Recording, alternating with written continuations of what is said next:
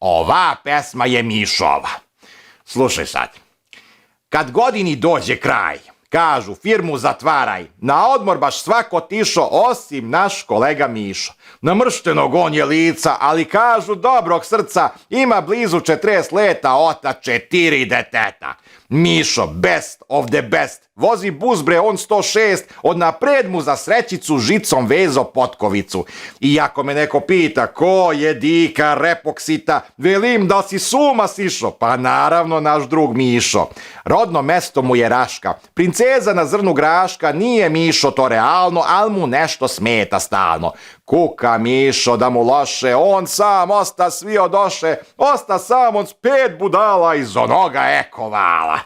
Tu se ne zna de kuj tera, amater do amatera, pa se Mišo muči s njima i golemu muku ima.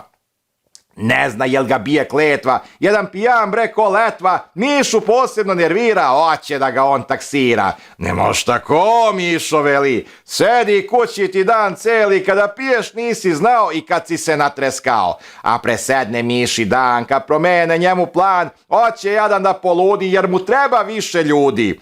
Non stop se on šefu žali, kako mu još ljudi fali, pa se Mišo lomi krši bauštelu da završi. Nateže se s neznalice što ne znaju gleterice ni da drže kako treba, s njima Mišo živ najeba. Pa se Mišo s njima davi, ne sme da ih bre ostavi, sve neuko i nevešto ima da zaseru nešto. Ili će s farbu diskapaju, ili fugu disprljaju, ili pesak razbacaju, ili ga ne usisaju, ili pod ne armiraju, ili loše grundiraju, naopako ferziglaju, ili alarm aktiviraju. Mišine su teške brige, pa on veze ko iz knjige, psuje, grdi, sve se puši, pa mu lakše je na duši. Dobar čovek, al nesvaćen, u firmu je lepo plaćen, al mu prihod taj je kratak, pa mu treba i dodatak. Svaku radi on subotu, tu dobiva lepu svotu, al jedva i to zalegne familija kad nategne. Svaki živi nešto ište, hoće da ga bre unište, svi od njega traže pare, pa on tegli ko magare. Da ne moraše da radi, u Rašku se mogo sladi, sad spršute bre najveće, al ne beše on te sreće. Zanimljivo je kod Miše, voli da se svud potpiše, gde god pošo, gde god išo, mora da napiše Mišo.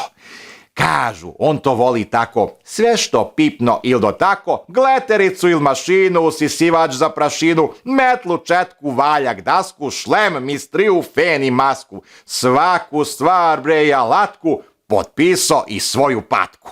Ja ne tvrdim to za njega, pričao jedan mi kolega, vidio kad do Miša pišo, na patku mu piše Mišo. Il taj laže il se šali, a svi što su radoznali, da li taj neki možda sere, nek kod Miše bre provere.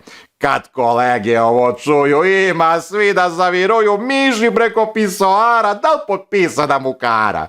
Nije, to je moja šala, pošalica jedna mala, piši Mišo, samo piši, pozdrav našem drugu Miši. Ajde, u zdravlje. Na koju bauštelu čekamo Novu godinu?